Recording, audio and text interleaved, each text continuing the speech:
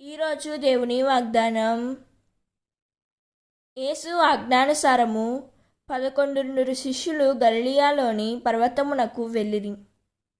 అప్పుడు వారు ఆయనను దర్శించి ఆరాధించిరి. కానీ కొందరు సందేహించిరి. యేసు వారి దగ్గరకు వచ్చి వారితో, ఇహపరములందు నాకు సర్వాధికారం ఇవ్వబడినది. కనుక మీరు వెళ్ళి సకల జాతి జనులకు పితా, పుత్ర, పవిత్రాత్మ నామమున జ్ఞానస్నానం మొసగుచు వారిని నా శిష్యులను చేయుడు.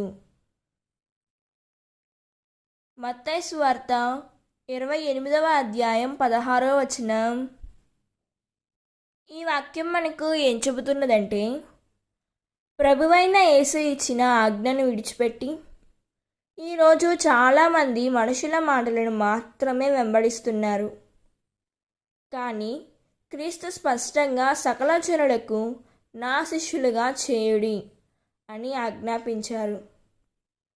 సువార్త ప్రకటించడం ప్రతి విశ్వాసి బాధ్యత.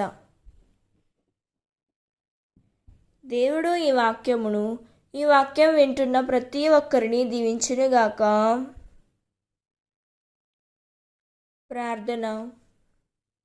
యేసయ్యా, నీ ఆజ్ఞను నమ్మకంగా నెరవేర్చే ధైర్యమును మాకు దయచేయుము.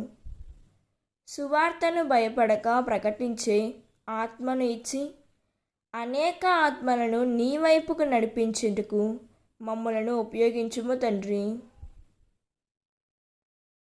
ఆమేన్.